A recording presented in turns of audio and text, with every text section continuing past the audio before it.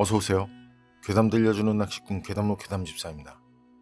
단편님들, 혹시 등산로도 없는, 거긴 사람도 다니지 않고 있어봐야 무덤 몇 개에 산짐승들이 전부인 그런 곳, 그런 완전 생 야산에서 야영해본 경험 있으신가요? 만약 그런 곳에서 야영을 하는데 불청객을 만난다면 어떨까요? 그것도 명확하게 정체를 알 수 없는 반갑지 않은 불청객이라면요. 이번 이야기는 유감지대님께서 보내주신 사연입니다. 유감지대님, 사연 제보 감사합니다. 그럼 유감지대님의 기묘한 경험담, 괴담집사의 시점으로 떨어보겠습니다.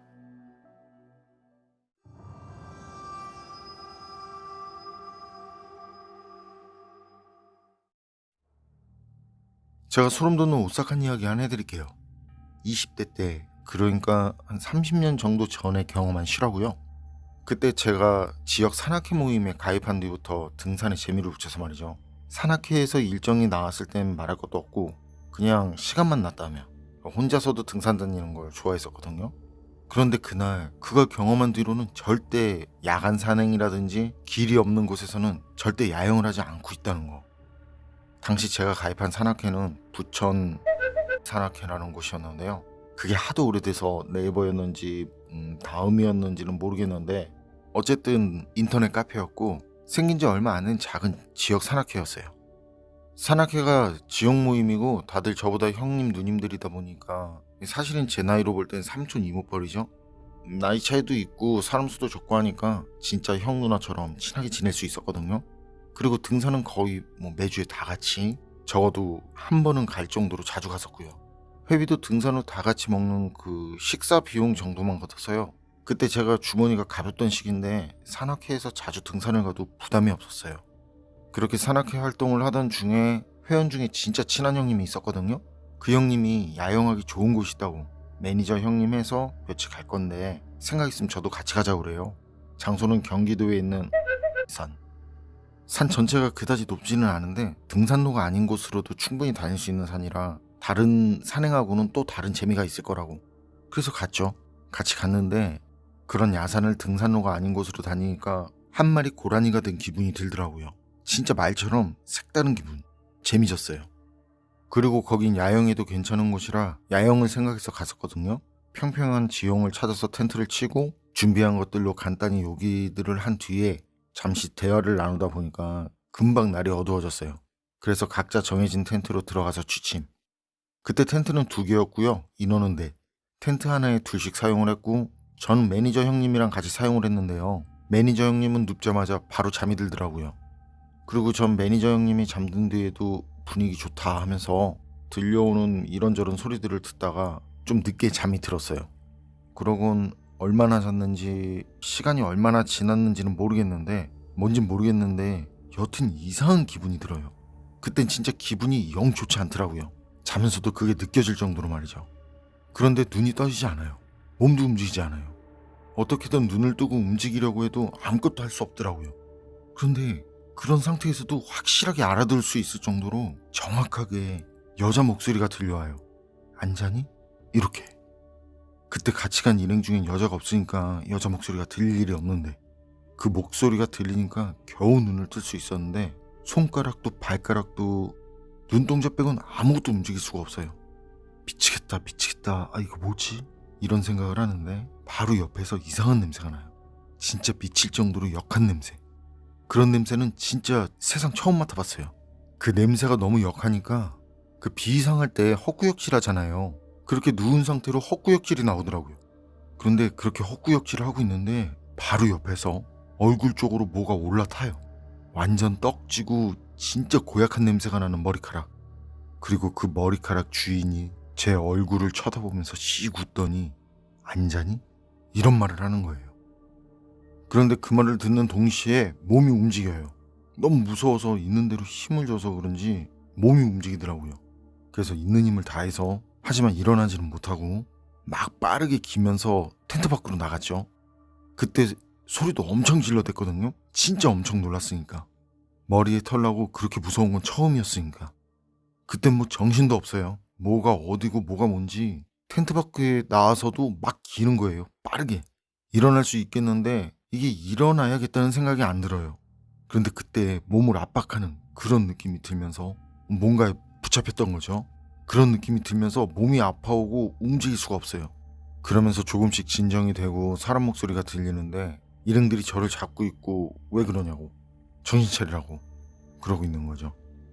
전 텐트 안에 뭐가 있다고, 사람 같은데 사람 아닌 것 같다고, 그때도 엄청 놀란 상태라 겨우 텐트에 뭐가 있다는 말만 할 수 있었어요. 그냥 횡설수설을 힘차고 빠르게 큰 소리로 말한 거죠. 제 말이 끝나기도 전에 매니저 형님이 그 텐트 쪽으로 달려가요. 전 일행들에 둘러싸여 있었고, 그리고 다른 형님들은 절 진정시키려고 했고, 그러면서 뭔 일이냐고 차분히 말해보라고 그래서 있었던 일을 얘기했거든요. 그랬더니 일행 중 한 명이 그래요. 제가 가위에 눌린 거 아니면 멧돼지였을지도 모른다고, 아마 멧돼지였을 거라고. 그런데 그때 텐트를 살피러 갔던 그 매니저 형님이 와서는 멧돼지 같은 게 아닌 것 같다고, 막내 말처럼 텐트 안에 뭔가 썩는 듯한 지독한 냄새가 엄청나다고, 뭔가 들어왔다 나간 건 맞는데 산짐승은 절대 아니라고, 안을 어지럽히지도 않았고 짐승 발자국 같은 흔적도 없더라는 거죠. 그러니까 일행들은 모두 긴장해서는 아니, 도대체 뭔데, 뭐가 왔다 갔는데 냄새가 나냐면서, 그럼 막내가 본 게 진짜 귀신이냐면서, 뭔 귀신이 냄새가 나냐면서. 이게 어떻게 된 거냐면 말이죠. 처음엔 옆 텐트에서 일행들이 와서는 자냐고 한 잔 더 하자고 그랬대요. 그런데 제가 워낙 이 깊은 잠에 빠져 있으니까 저만 두고 매니저 형님만 옆 텐트로 간 건데, 그리고 한잔하면서 대화들을 나눴다는데요. 시끄럽게 떠들고 뭐고 할 것도 없잖아요. 그냥 조용히 얘기하고 그러니까 만약 산짐승이 내려왔으면 분명 알았을 거라고, 바깥쪽에서 돌아다니는 소리가 날 테니까 말이죠. 그런데 그런 것도 없었고, 못 들었다고 쳐도 그렇게 짧은 시간에 텐트 안에 들어왔다 나갔다고 텐트 안이 썩는 냄새로 가득 찰 정도면 그것도 이상하고, 다들 멘붕이 온 거죠. 그때 매니저 형님이 제가 있던 텐트를 먼저 접자고 그래요. 그래서 일행들하고 안에 있는 거 다 꺼내는데 다들 헛구역질하고 아주 그냥 난리가 났었죠. 그리고 만약을 대비해서 텐트 하나는 남겨뒀는데 다들 텐트 밖에서 있다가 해 뜨고 산을 내려왔어요. 그리고 돌아와서 며칠이 지난 뒤에 그 얘기는 산악회에 다 퍼졌고요. 그 텐트가 매니저 형님 텐트였거든요. 지금은 텐트를 전문적으로 세탁해주는 그 업체들도 많지만 당시엔 그런 곳 찾기가 힘들었거든요. 아마 없었지 싶어요. 그래서 매니저 형님도 직접 텐트를 세척했다고 하는데, 그런데 그렇게 세척을 했어도 말이죠, 그때까지 그 역겨운 냄새가 빠지질 않더래요. 어쨌든 지금까지도 그게 뭔지는 정확히 몰라도요, 하지만 확실한 거, 그건 절대 제가 꿈을 꾼 것도 아니고 산짐승이 텐트에 들어왔던 것도 아니라는 거. 그때 같이 갔던 일행들도 모두 그렇게 생각하고 그렇게 말들을 했었으니까요. 특히 그때 제 귀에 가차에 대고 앉자니 하고 말을 하던 그 여자의 차가운 목소리와 그 여자가 풍기던 그 역겨운 냄새는 아직도 잊혀지지 않고 바로 어제 일처럼 생생하게 기억이 나더라고요. 유감지대님 사연은 여기까지인데요. 진짜 저도 궁금하네요. 텐트 안에서 냄새가 난다면 그게 꿈은 아닐 테고, 산짐승이라면 매니저의 말처럼 텐트 안에 있는 물건들을 가만히 두지도 않았을 테고, 무엇보다 산짐승이 들어왔다 나간 거라며 산짐승 발에 붙은 흙이라도 묻어있든지 하겠죠. 궁금하네요. 뭐였을까요? 여러분 생각은 어떠세요? 판단은 여러분께 맡기겠습니다.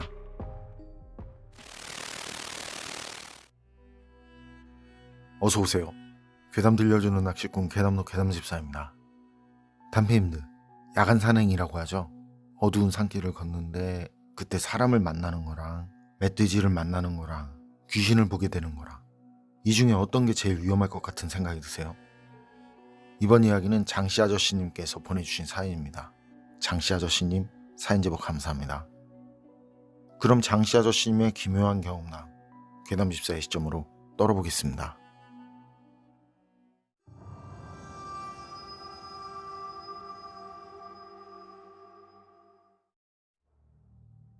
제가 소름 돋는 오싹한 얘기 하나 해드릴게요. 전 같은 동네에서 나고 자란 엄청나게 친한 친구가 있거든요. 그 친구랑은 초등학교 때부터 대학까지 같은 학교를 나왔고요.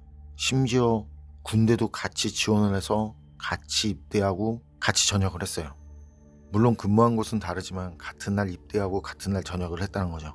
주변에서도 그런 저희를 보면서 신기하다고. 그런데 저랑 친구는 서로 좋아하는 것도 비슷해서요. 그래서 취미가 별로 없다는 것도 서로 같고 그 별로 없는 취미도 같이 겹친다는 거죠. 그렇게 겹치는 취미 중 둘이 격하게 좋아하는 게 낚시랑 등산. 이 얘긴 그런 취미를 같이 즐길 때 둘이 같이 경험한 실화죠. 대학 졸업하고 취업 준비를 할 때였어요. 머리도 식힐 겸 친구랑 같이 우리도 야간 산행이라는 걸 해보자고. 그래서 처음으로 야간 산행을 하기로 했었는데요. 그때 계획이요. 마침 그 삼척 쪽에 친구가 있었어요. 친구가 강원도 석계제를 시작으로 경북 쪽으로 가보라고 그래요. 그쪽 코스는 낮이든 밤이든 사람들도 많이 다닌다면서. 그래서 친구랑 저는 강원도에서 경북까지 무박 산행으로 진행하자고. 그래서 떠났죠. 들뜬 마음으로. 그래서 삼척에서 친구 만나서 저녁 먹고 친구가 석계제 쪽 도로까지 태워줘서 산행을 시작. 이미 날은 어두워졌는데 다른 사람들은 보이지 않았고요. 북도봉이라는 곳을 지나서 밤 10시쯤? 그쯤 조금 넘은 시간이었는데 풀벌레 소리라든지 새소리 하나 들리지 않는 고요함. 친구랑 동네 야산이라든지 여기저기 야간 산행을 몇 번 다녔었지만 그 정도로 고요한 적이 있었나 싶더라니까요. 그래서 둘이 진짜 조용하다고 뭐 이러냐면서 이 정도까지 조용한 적이 있었냐고. 그리고 그 고요함 뒤엔 본능적인 두려움이라고 그럴까요? 촉? 느낌? 그런 거 있잖아요. 이거 뭔가 위험한 게 있다 같은. 근데 친구도 이상한 느낌이 든다는 거예요. 진짜 뭔가 주변에서 우리 보고 있는 것 같은 그런 좋지 않은 기분이랑 느낌이 든다고. 그래서 진행을 멈추고 가방을 조심히 벗어서 앞에 두고 서로 등을 맞대고 조용히 앉았어요. 그런 곳에서 위협이 될 수 있는 건 사람 아니면 멧돼지니까 주변을 경계하면서 먼저 빠르게 찾으려고 둘러봤죠. 그리고 만약 뭔가 있다면 우리를 먼저 봤을 거라고 생각했어요. 우린 라이트를 켜고 있었으니까요. 그런데 이게 좀 무서운 게 그 기척이 야생동물이라든지 멧돼지라면 그나마 다행인데 사람이라면 문제가 되는 거죠. 거기가 유명한 곳이라 산악회 같은 곳에서 여럿이 같이 다니기도 하고 산을 찾는 사람들도 다니는 곳이니까 사람일 수 있는데, 하지만 거길 찾는 목적이 앞에서 말한 것처럼 그 평범한 사람이라면요. 그 시간에 라이트를 끄고 그렇게 돌아다니지 않을 테니까. 라이트를 끄고 거길 돌아다닌다면 뭔가 누군가에게 띄면 안 되는 목적이 있는 거니까. 그쯤 되니까 별별 생각이 다 들더라고요. 범죄와 관련이 있다거나 간첩이라거나 그런 거. 그래서 어차피 우리 위치는 상대가 봤을 거라고 생각하고 진짜 신경을 곤두세우고 주변을 빠르게 스캔했었죠. 그런데 그때부터는 소리도 기척도 느껴지지 않아요.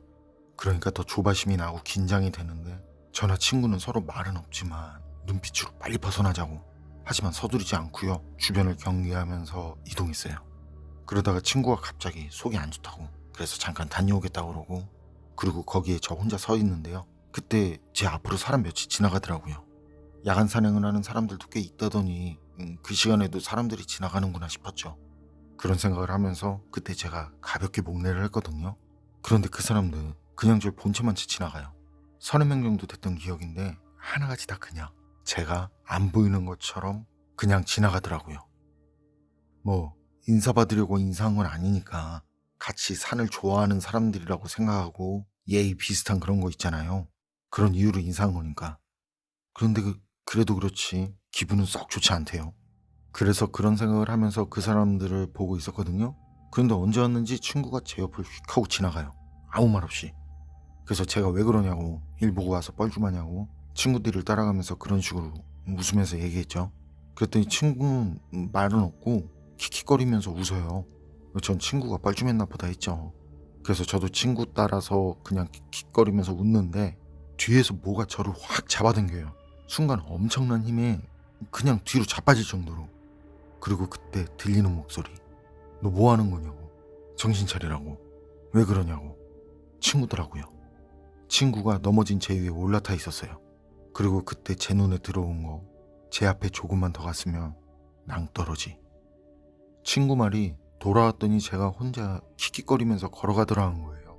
그런데 그게 낭떠러지 쪽으로 가더라는 거죠. 친구는 그런 줄 보고 있는 대로 소리를 질렀는데 저는 그냥 계속 킥킥거리면서 낭떠러지 쪽으로 걸어가더라는 거죠. 그래서 이거 지금 뭔가 잘못돼도 크게 잘못된 거다. 소리 질러서 불러봐야 아무 소용없다. 이런 생각에 그냥 냅다 달려와서 절 잡아당기고 넘어뜨렸다는 말이었는데, 그런데 친구 말을 들어보니까요, 이 섬뜩한 게 지나간 사람들도 그렇고 친구라고 생각했었던 것도 그렇고 라이트가 주황색이었다는 게 생각나더라고요. 참고로 그 시절에 주황색 라이트가 있었는지는 몰라도요, 저나 친구는 주황색 라이트 사용하지 않았거든요. 그리고 지금도 야간 산행을 하는데 주황색 라이트를 하고 다니진 않잖아요. 가끔 밤낚시를 할 땐 이 흰색 등이 밝아서 물고기 도망칠까봐 적색 등은 사용해도 말이죠, 주황색 등은 보지 못한 것 같은데, 어쨌든 그때 그 사람들도 친구라고 생각한 것도 그게 헤드랜턴인지 뭔지는 몰라도 말이죠, 머리에서 빛나던 색이 주황색이었다는 게 생각나는 거예요. 그래서 제가 먼저 친구한테 나 뭐에 홀렸던 것 같다면서, 진짜 미안한데 삼척 사는 친구한테 전화해서 우리 내려준 곳에서 보자고 그러자고. 그러니까 친구도 더 이상 묻지 않고 그게 좋겠다고 그러자고 그래요. 저나 친구나 그게 어떻게 된 일인지 뭐 생각하고 따지기 전에 뭐가 뭔진 몰라도 우선은 거기서 빨리 이동해야 할 것 같다고. 그게 심리적으로 그랬을 수도 있지만요, 혹시나 무슨 이상한 종교단체일 수도 있잖아요. 위험 요소에 있으려면 많이 있는 거니까. 어쨌든 그 뒤로 더 이상 진행하는 거는 무리라고 생각해서 저희는 다시 왔던 곳으로 돌아왔고요. 데리러 온 친구 차를 타고 돌아가는 길에 그제야 그 친구한테도 있었던 일을 얘기했는데요. 그때 데리러 온 친구도 그냥 놀랍고 뭐 이렇다 할 얘기는 하지 않더라고요. 그냥 거기서 귀신 얘기는 들어본 적이 없다는 거예요. 그리고 돌아가는 차 안 분위기가 쎄었죠. 어쨌든 그때 그게 어떻게 된 건지는 알 수 없지만요, 제가 이상한 사람 무리를 목격했던 것도, 친구라고 생각하고 따라갔었던 것도, 그리고 제가 낭떠러지에서 떨어질 뻔한 걸 친구가 바로 앞에서 잡은 것도 모두 저랑 제 친구가 직접 경험한 일이랍니다.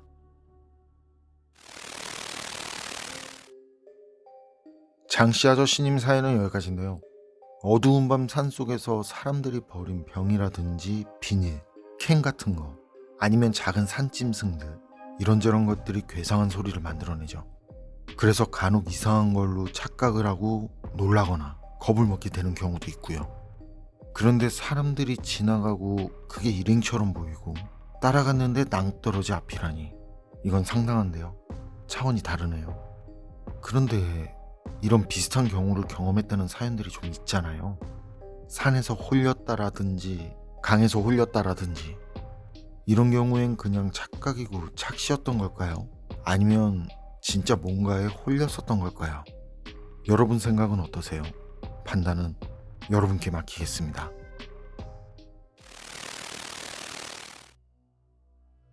어서오세요.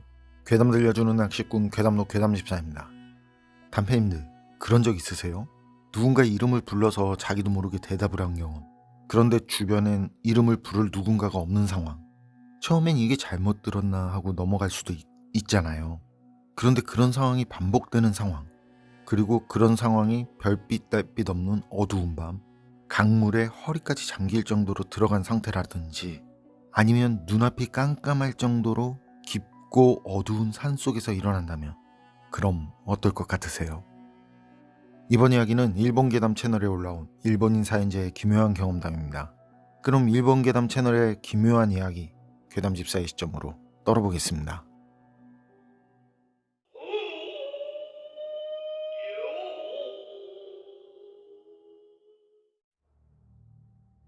제가 소름 돋는 오싹한 얘기 하나 해드릴게요. 이야기는 서울 외곽 니코시에 있는 작은 산촌 마을에서 태어난 아버지가 실제로 겪은 이야기인데요. 아버지는 어려서부터 농사일이 끝나면 큰아버지를 따라다니면서 사냥을 했다고 그래요. 당시엔 농사일만으로도 먹고 살기 힘드니까 마을 남자들 대부분이 사냥을 했다네요. 그리고 큰아버지도 동네에서 꽤 소문난 사냥꾼이라서 어려서부터 좋은 스승을 따라다녀서랄까? 나이가 30이 되기도 전에 마을 사람들한테 사냥 솜씨를 인정받아서 말이죠, 사냥에 눈을 뜬 사람이라는 의미로 메누키라는 별명까지 생겼다나 봐요. 그리고 나중에는 큰아버지랑 같이 다니는 것보다 각자 혼자 다니는 게 더 많은 사냥감을 잡는 데 유리하니까 아버지는 혼자 사냥을 다니기 시작했다고 하는데요. 그때 아버지의 사냥 스타일은 기주견이라고 엄청 용맹하고 사나운 그런 견종이 있는데요. 그거 한 마리 데리고 다니면서 말이죠, 걔가 먼저 멧돼지라든지 타키시된 사냥감을 쫓아가서는 도망갈 수 없도록 어딘가에 몰아붙이면 아버지가 그 뒤를 쫓아가서 그렇게 도망치지 못하는 사냥감을 잡는, 소위 모리사냥이라고 말하는 그런 스타일로 사냥을 했다고 그러더라고요. 그런데 말이죠, 당시 마을에서는 암묵적으로 밤에 입산하는 거 그 자체를 금기시했대네요. 그래서 사냥은 낮에만 이런 게 있었다고 하더라고요. 그런데 아버지는 낮보다 밤에 사냥감이 더 많이 있고 잘 잡히니까 그래서 낮보다 밤에 사냥을 나가셨대요. 그러니까 주변 사람들이 아버지한테 그러지 말라고도 하고 마을에서 밤 사냥은 아버지밖에 할 수 없다라는 그런 식으로 비웃기도 하고 좀 무시하는 그런 게 있었나 보더라고요. 밤행 입산 자체가 금기시되는 마을인데 사냥이라니. 마을 사람들 눈엔 아버지가 좋게 보일 리가 없었겠죠.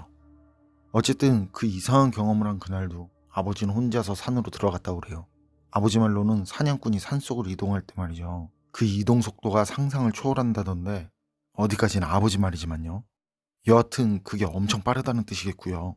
그렇게 상상을 초월하는 속도로 약 1시간 정도 이동하며 능선을 넘어서 산속에 있는 그 계곡까지 도달했다네요. 그리고 그날은 원거리 사냥을 갈 예정이었다고 하는데 사냥 시작 전에 조금 이상한 일이 있었대요. 개가 아버지에게서 떨어지려고 하지 않더라는 거죠. 원래 사냥개는 혼자서 먼저 사냥감이 될 그 짐승의 흔적을 찾으면서 점점 안으로 들어가고 그 뒤를 사냥꾼이 따라서 들어가는 방식이거든요. 이건 저도 몇 번 아버지를 따라서 사냥을 가봤기 때문에 알고 있는데 애초에 개가 사냥감을 찾아 나서지 않으면요. 그냥 사냥 자체가 되지 않는다고 생각하시면 돼요. 대체로 개가 먼저 앞장서서 들어가면서 사냥감을 찾는 게 일반적이란 거죠. 그리고 그렇게 숲 안으로 들어왔는데도 사냥개가 짐승의 흔적을 찾아 나서지 않는 경우? 그런 경우는 저도 본 적이 없거든요. 그런데 그날은 말이죠. 사냥개가 안쪽으로 들어가지 않더라는 거예요. 그런 사냥개를 보면서도 아버지는 단지 그땐 그냥 사냥감 흔적이 없기 때문이라고 생각하셨대요. 그래서 사냥개가 먼저 안쪽으로 치고 들어가지 않는다고 그렇게 생각하셨다는 거죠. 그래서 아버지가 먼저 안쪽으로 들어갔다고 하는데 그런데 사냥개가 말이죠. 산속으로 깊이 들어갈수록 발을 떼지 않으려고 하고 나중엔 아예 움직이지 않으려는 듯 몸을 웅크리더라는 거예요. 그런 사냥개를 보면서 이 녀석이 왜 그러지 이런 적이 없는데 그렇게 아버지가 생각하고 있을 때 그때 갑자기 뒤에서 목소리가 들려오더래요. 어이, 거기 사토시야? 사토시 맞아? 아버지가 말하길 그때 아버지를 부르는 소리는 약 10m 정도 뒤에서 들려왔다고 그래요. 그래서 아버지는 친구가 뒤에서 따라왔다고 생각했고 대답을 했고 누구냐고 어떻게 따라온 거냐면서 말이죠. 하지만 대답은 없었어요. 고요가 이어졌다고 그래요. 그래서 처음엔 바람 소리를 잘못 들었나 이런 생각도 했었다는데요. 그런데 그게 아니더라는 거죠. 아버지는 확실히 들었다는 거예요. 분명 10m 뒤에서 목소리가 들렸다고. 하지만 거길 앞만 뚫어져라 쳐다봐도 거긴 어둠만이 이어질 뿐 아무것도 없었다고. 아버지는 이상하다고 생각하면서 재차 걸음을 떼려고 할 때 이번에는 대략 5m 뒤쯤에서 소리가 들려오더래요. 어이 사토시. 그땐 진짜 잘못 들은 게 아니었대요. 확실하게 들렸다는 거죠. 게다가 그날 거기로 사냥할 거라고 그 누구에게도 말하지 않았었고요. 그러면서 순간 그때 그렇게 어두운 암흑 속에서 뒷모습만으로 어떻게 나라는 걸 알았을까 하는 그런 생각이 들더래요. 그것도 아무 인적도 없는 깊은 산속에서 말이죠. 그리고 요괴는 2번 묻는다. 2번 다 대답하면 목숨을 빼앗긴다. 동네 어르신이 그런 말씀을 하셨던 것도 생각나고 그래서 그땐 대답을 하지 않고 그냥 조용히 돌아보기만 했거든요. 그랬더니 역시 좀 전처럼 뒤에는 아무도 없더라는 거예요. 그리고 혹시 덤불 속에 숨은 건가? 이런 생각을 하는데 그땐 사냥개가 아버지 발밑에서 꼬리까지 말고 있네. 그 사냥개가 예전에는 곰한테도 덤빌 정도로 그 정도로 겁이 없는 녀석이었다는데 말이죠. 그런 녀석이 그러고 있으니까 아버지도 온몸에 털이 곤두서는 거죠. 아버지는 바로 그 자리에 자리를 잡고 앉았대요. 그리고 공포로 몸을 떨면서도 애써 잠시 안정을 취한 뒤 빠르게 발 앞에 웅크리고 있는 사냥개한테 목소리가 들려오는 것 같은 아니면 그게 몸을 숨기고 있는 것 같은 그 덤불 속으로 들어가라고 강하게 밀어 넣었대요. 그러니까 사냥개도 얼떨결인지 아님 벼르고 있었는지 빠르게 덤불 속으로 들어갔고 동시에 짐승이 비명을 지르는 듯한 소리가 나더니만 덤불 속에서 시꺼먼 뭔가가 튀어나오더라는 거예요. 그래서 사냥개를 앞쪽으로 밀면서 조준을 하고 있던 아버지는 튀어나온 뭔가를 향해 방아쇠를 당겼던 거죠. 그때 그건 아버지가 쏜 총에 정확히 맞았다고 그러고요. 바로 발 앞까지 달려오다 쓰러졌다는데 자세히 보니까 엄청 큰 여우라고 보기 힘들 정도로 큰 순놈 여우더라는 거예요. 그리고 사냥개도 그쯤에서 돌아왔다는데 아버지 발 앞에서 죽어있는 여우를 향해서 이를 드러내면서 이미 죽은 녀석인데도 그 경계를 풀지 않더래요. 어쨌든 아버진 그날 이후로도 쭉 아직도 사냥감을 찾아서 밤에 산으로 들어가고 있고요. 아버지가 사냥을 가실 때면 저도 동행을 하고 있는데요. 그때마다 아버진 제게 늘 주의를 주시죠. 절대 산속에서는 모르는 소리에 2번 대답하지 말라고 말이죠. 일본인 사연자의 이야기는 여기까지인데요. 어두운 밤 아무도 없는 깊은 산속인데 뒤에서 누가 내 이름을 부른다. 짜릿하네요. 그런 상황에서 대답할 수 있는 사람이 몇이나 될까요? 이거 비슷한 경험을 물속에서 했었는데 또 생각나네요. 그건 그렇고 원본은 겁에 질린 개를 갑자기 덤불로 던졌다 라고 나오는데 이거 너무한 거 아니냐고요. 사람이 무섭고 위험하면 개도 같은 상황일 텐데 자기도 겁에 떨고 있으면서 뭐야, 사냥개가 미끼야? 어떻게 그렇게 던져졌어도 잘 싸워준 것 같아 다행이다 싶네요. 주인을 잘 만났어야 하는데. 괴담록 오늘 이야기는 여기까지입니다. 그럼 전 다음에 또 다른 사연으로 찾아뵙겠습니다. 늘 건강하시고 평온하세요. 함께 해주셔서 고맙습니다.